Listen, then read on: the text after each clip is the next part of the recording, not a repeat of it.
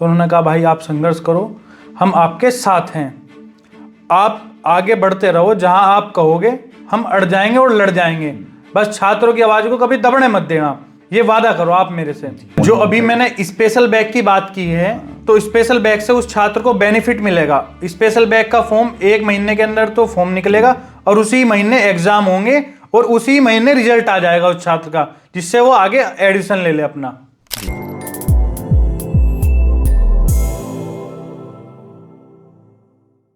नमस्कार, स्वागत है इनसाइड टॉक्स विद परवेंद्र दैया। आज हमारे साथ में खास मेहमान मिस्टर विशु पिन्ना, जो कि एक छात्र नेता है और छात्र हित में हमेशा खड़े रहते हैं। हम विशु जी का बहुत बहुत स्वागत करते हैं अपने इनसाइड टॉक्स के पॉडकास्ट पर। विशु जी, मैं इनसाइड टॉक्स में आपका हार्दिक अभिनंदन स्वागत करता हूं। आपके मन में कैसे आया कि मैं छात्र हित में कार्य करूं? पहले तो मैं आपका बहुत बहुत धन्यवाद करता हूं, आपके इनसाइड चैनल का बहुत बहुत धन्यवाद करता हूं। आपने मुझे छात्रों की अधिकारों की बात करने का मौका दिया, उन छात्रों को प्रेरणा देने का मौका दिया जो छात्र इस चीज़ से वंचित हैं कि वो किसी की मदद ना कर पाए। हम लोग जब स्कूल में पढ़ते थे तो हम देखते थे अपने सीनियर्स को, हमेशा कॉलेजों के अंदर संघर्ष करते रहते थे वो लोग। हम भी जब कॉलेज के अंदर हमने एडमिशन लिया तो हमने देखा ग्रामीण प्रवेश का जो छात्र हैं और किसान वर्ग का जो छात्र हैं, उसे अन्य अन्य समस्याओं से जूझना पड़ रहा था कॉलेज के अंदर। हम देखते थे जो मैनेजमेंट और जो वहाँ के कार्यवाहक प्रिंसिपल होते हैं, जो आयोग से आए हुए प्रिंसिपल होते हैं, वो फिर भी बहुत अच्छे होते हैं कार्यवाहक प्रिंसिपल, क्योंकि कार्यवाहक प्रिंसिपल मैनेजमेंट की साठगांठ से बनता है। हम देखते थे कॉलेजों के अंदर अवैध पार्किंग का चार्ज लिया जा रहा है, जिस फॉर्म को जमा करने के 150 रुपये लिए जाते हैं, उसका वही मैनेजमेंट 200 रुपये ले रहा है, 250 रुपये ले रहा है। मतलब जिसकी जो मनमानी वो उस काम को कर रहा है। फिर हम ऐसे हमारे साथी, हम स्कूल टाइम से हमारे साथ बड़ी अच्छी मजबूत टीम रहती थी हमारे युवा साथियों की। काफ़ी सारे मेरे दोस्त जो आज भी मेरे साथ हैं, कंधे से कंधा मिलाकर वो मेरे साथ हैं। तो उन्होंने कहा भाई आप संघर्ष करो, हम आपके साथ हैं, आप आगे बढ़ते रहो, जहां आप कहोगे हम अड़ जाएंगे और लड़ जाएंगे, बस छात्रों की आवाज को कभी दबने मत देना, ये वादा करो आप मेरे से। मैंने कहा ठीक है। उन्होंने मुझे बढ़ावा दिया और मैं करता चला गया, छात्रों के हित में लड़ाइयाँ लड़ता चला गया। छात्र हित में आपने कौन कौन से ऐसे महत्वपूर्ण मुद्दों को उठाया है जिनमें आपको सफलता मिली है? हम लोग पहले तो बात करते हैं डीएवी कॉलेज की, जहाँ से मैं पैदा हुआ हूँ छात्र राजनीति में। हम देखते थे किसान वर्ग का छात्र, क्योंकि हमारा सारा ग्रामीण क्षेत्र है पूरा, और मजदूर तबके का भी यहाँ पे छात्र है, जिनके मजदूर परिवार से छात्र आते हैं। यहाँ पे अवैध चार्ज कहूँगा मैं, पार्किंग का जो अवैध शुल्क लेने का काम कॉलेज कई वर्षों से कर रहा था। हम लोगों ने नियम निकाले वहाँ पे, हमें उन नियमों में ये पता लगा जो रेगुलर आने वाले छात्र है, किसी का भी रेगुलर, क्योंकि प्राइवेट कोर्सेज तो खत्म हो गए कॉलेजों के अंदर से, और रेगुलर आने वाले छात्र से अवैध पार्किंग का शुल्क लेना बिल्कुल ही गलत है। हमने उस लड़ाई को लड़ा, पहले कॉलेज में ज्ञापन दिया, जब कॉलेज से बात नहीं बनी तो हमने, हमारे यहाँ निकिता शर्मा जी एसडीएम रही हैं, तो हमने उन्हें कॉलेज में बुलाया, उन्हें सारे नियमों से अवगत करा के ज्ञापन दिया। उन्होंने हमें आश्वासन दिया आप लोगों को 2 हफ्ते के अंदर अंदर इस चीज़ में रिजल्ट मिल जाएगा। और वो लड़ाई हम इतनी मजबूती से लड़े, हमने उस पार्किंग को फ्री कराया। आज जाइए आप कॉलेज के अंदर, जो कॉलेज के अंदर पढ़ने वाला छात्र है उसके लिए पार्किंग फ्री है कॉलेज के अंदर, तो हमें बड़ी खुशी होती है।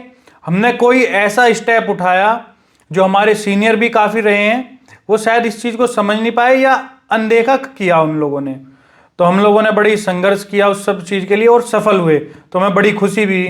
हम देखते थे जहाँ पे हमारी बहन बेटियाँ बैठती है डीएवी कॉलेज के अंदर गर्ल्स ग्राउंड के पास, वहीं पे बॉयज टॉयलेट होता था, तो हमने उसे तुड़वा के नई जगह बनवाने का काम किया। हमने कहा भाई ये चीज़ें, कल आपकी बहन हो, आपकी बेटी हो, वहीं लड़के टॉयलेट कर रहे हो, तो क्या चीज़ सही है?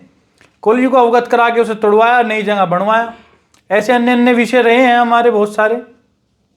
परीक्षा से रिलेटेड मुद्दे रहे हों जिनको आपने सोल्व कराया? परीक्षा से अभी हम लोग की न्यू एजुकेशन पॉलिसी आई है, एनईपी जिसे बोलते हैं, उसमें छात्रों की ग्रेस और स्पेशल बैग दोनों चीज़ें खत्म कर दी गई। तो हमने पूरे मंडल में हर एक छात्र को जागरूक करा और उस लड़ाई का मुहिम बनाया। हमने उस लड़ाई को बड़ी मजबूती से यूनिवर्सिटी जाकर के लड़ा और 5 नंबर का ग्रेस और स्पेशल बैक दोनों कराई, जो कि एनईपी में खत्म हो चुकी थी। तो हमें बड़ी खुशी मिली। हमें लगा कि हम जो मैंने अपने साथियों से वादा किया था, मैं उस लड़ाई में कहीं ना कहीं सफल हो रहा हूँ। विशु जी, कुछ समस्या ऐसी आती हैं, जैसे इस वर्ष बच्चे की बैक आई, लेकिन वो एग्जाम नेक्स्ट ईयर में देगा, लेकिन उसका लास्ट ईयर है, लेकिन एडमिशन के लिए उसको अदर कॉलेज अदर यूनिवर्सिटी में जाना है, तो उसके लिए कुछ आपने जो अभी मैंने स्पेशल बैक की बात की है, तो स्पेशल बैक से उस छात्र को बेनिफिट मिलेगा। स्पेशल बैक का फॉर्म 1 महीने के अंदर तो फॉर्म निकलेगा और उसी महीने एग्जाम होंगे और उसी महीने रिजल्ट आ जाएगा उस छात्र का, जिससे वो आगे एडमिशन ले ले अपना।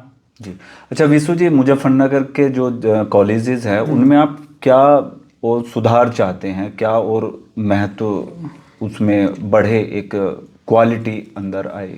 एक मैं बड़ा बदलाव चाहता हूँ सभी कॉलेजों के अंदर, पूरे मंडल के अंदर। प्रोस्पेक्टस के नाम पे जो अवैध उगाही करने का काम कॉलेज कर रहे हैं, आप देखिए किसी कॉलेज में तो वही प्रोस्पेक्टस 50 रुपए का, किसी कॉलेज के अंदर 200 रुपए का, किसी कॉलेज के अंदर 300 रुपए का, किसी कॉलेज के अंदर 600 रुपए का, और मैं देखता हूँ किसी कॉलेज के अंदर वही प्रोस्पेक्टर 1000 रुपए का। जब हमारी यूजीसी में लिखा है जो आपकी नियमावली होगी वो आपको फ्री ऑफ कॉस्ट पढ़ाई जाएगी, तो आप प्रोस्पेक्टर के नाम पे अवैध उगाही करने का काम क्यों कर रहे हो? पहले प्रोस्पेक्टस में जो फॉर्म मिलता था एडमिशन फॉर्म, उससे फीस जमा होती थी। अब हमारा यूनिवर्सिटी ने, यूजीसी गाइडलाइन ने हमारे लिए बारकोड बना दिया, जिससे बारकोड से फीस जमा होगी और उसके माध्यम से ही एडमिशन होगे। तो आप प्रोस्पेक्टस के नाम पे अवैध उगाही करने का काम क्यों कर रहे हो? मैं पूछना चाहता हूं उन तमाम कॉलेज वालों से। और क्या सुधार चाहते हैं? मतलब हम चाहते हैं जो स्पोर्ट्स की फीस यूनिवर्सिटी से छात्रों की आती है, वो स्पोर्ट्स की फीस मिले और स्पोर्ट्स की फैसिलिटी मिले कॉलेजों के अंदर। मैं देखता हूं किसी कॉलेज के अंदर जिम भी है, ग्राउंड भी है, पर वहां व्यवस्थाएं बिल्कुल जीरो। ना तो उस ग्राउंड की स्थिति इस लायक कोई उसमें खेल ले, ना उस जिम की स्थिति उसमें कोई जिम कर ले। क्या आप लोग इसे भ्रष्टाचार के तौर तरीकों में बदलना चाह रहे हो इन संस्थाओं को? अच्छा, इसमें विशु जी ये बताइए कि जो छात्र कॉलेजों में पढ़ते हैं उन्हें मेनली किन किन समस्याओं से जूझना पड़ता है? थोड़ा सा एक ऐसे अवेयरनेस उन छात्रों तक जाए कि वे उन चीज़ों से अवगत हों, समस्याओं का सामना न करना पड़े। सबसे बड़ी समस्या तो गवर्नमेंट कॉलेजों के अंदर जो सबसे बड़ी समस्या, और मैं देखता हूँ गवर्नमेंट जो प्रोफेसर होते हैं उनका टाइम होता है 10 बजे कॉलेज के अंदर आने का और 5 बजे जाने का होता है। उनको वो टाइम तक याद नहीं रहता। वो लोग 10 बजे आते हैं, 10 के भी 12 बज जाते हैं और 2 बजे वापस चले जाते हैं, क्योंकि उन्हें क्लासेस से कोई मतलब नहीं। उनकी तो सरकार से जो तनख्वाह है उन्हें उससे मतलब है, उन गरीब छात्रों से उनका कोई मतलब नहीं, क्योंकि वो कहीं उज्जवल भविष्य बन के उनकी जगह ना ले ले। शायद उन्हें इस चीज का वो है आभास, वो शायद किसी की मदद ना कर दे। तो मैं उनसे भी कहना चाहता हूँ सभी छात्रों से, आप लोगों की अगर क्लासेस नहीं चलती तो पहले कॉलेज में प्रिंसिपलों को अवगत कराया जाए, अगर नहीं होता तो जिलाधिकारी है हमारे यूनिवर्सिटी लेवल पे, वीसी हैं, तो सबको अवगत कराकर उन टीचरों के बाय नेम यूनिवर्सिटी में सबमिट करें उनकी रिपोर्ट। अच्छा, कुछ देखने में आता है कि प्रोफेसर से बात होती है कि स्टूडेंट्स भी कम क्लासेस देना चाहते हैं या नहीं आना चाहते, ऐसी दशा में क्या किया जाना चाहिए? कोई टीचर इस बात को नहीं कह सकता, क्योंकि हमारी 75% अटेंडेंस तो हमें चाहिए ही चाहिए पेपर में प्रेजेंट होने के लिए। तो 75% जो अटेंडेंस है वो पूरी करता है छात्र। वो गलत कहते हैं, वो अपनी जान बचाना चाहते हैं, शिक्षा से वंचित करना चाहते हैं उन छात्रों को। मुजफ्फरनगर में शिक्षा में और क्या सुधार किए जा सकते हैं, क्या और नए कदम उठाए जा सकते हैं? जैसे पहले जो पूरा मंडल है इसकी यूनिवर्सिटी होती थी सीसीएस यूनिवर्सिटी, अब इसकी होगी महाशाकुम्भरी यूनिवर्सिटी। तो देखते हैं हम एमएससी की सीट जो पहले 30 होती थी किसी कॉलेज के अंदर, वो 20 कर दी गई।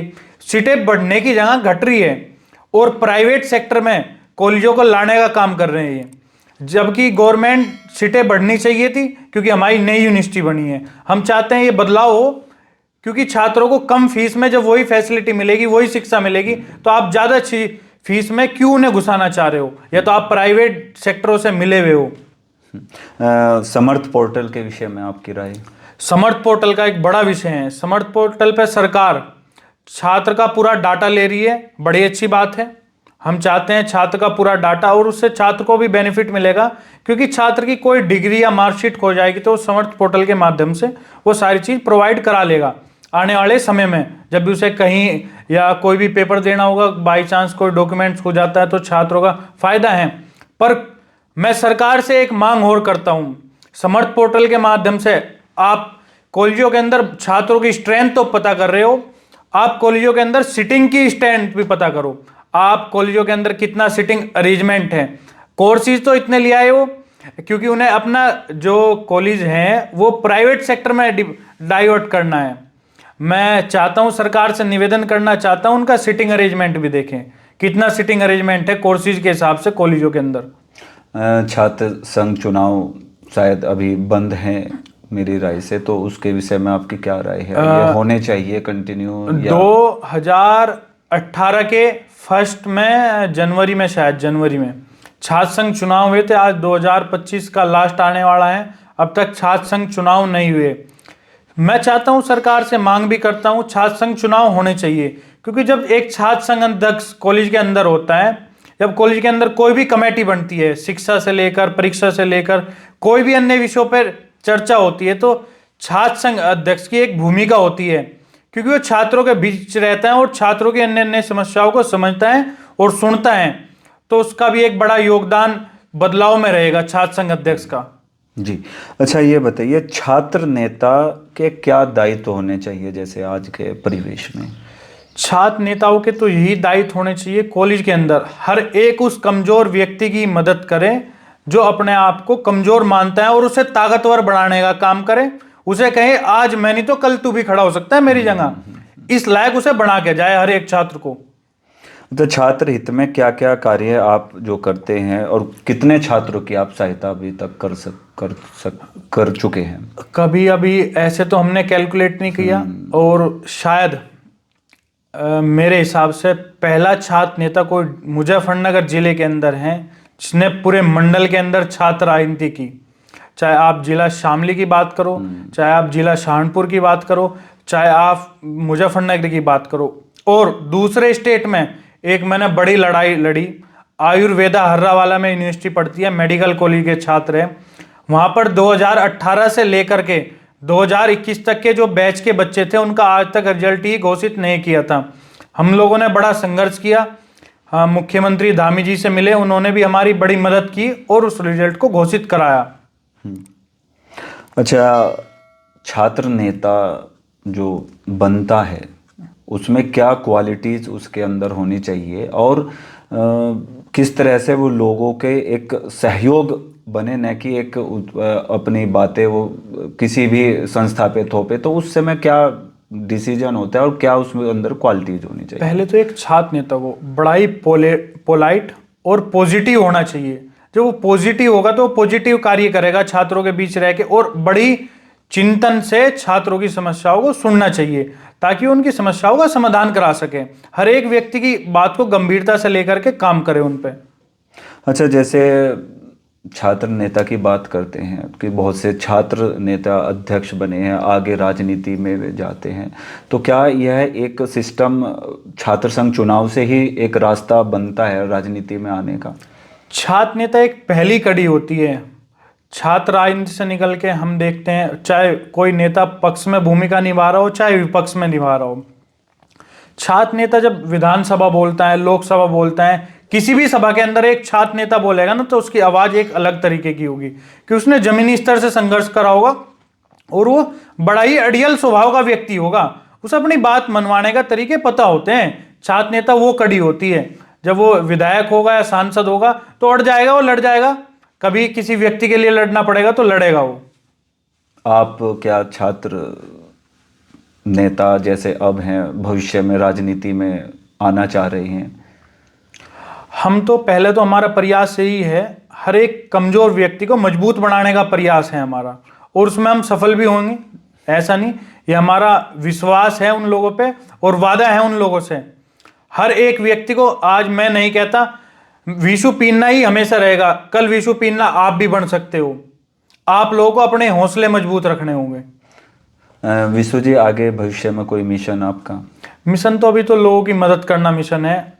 और सबको नशे के विपरीत दिशा ले जाकर एक शिक्षा में और स्पोर्ट्स में हमें दाखिल कराना है दोबारा, जिससे हमारा भारत में देखते हैं हम भारत से इतने अच्छे अच्छे स्पोर्ट्समैन, अब देखिए IAS IPS इतने अधिकारी निकल रहे हैं। तो एक भारत को अलग दिशा की ओर लेके जाना है।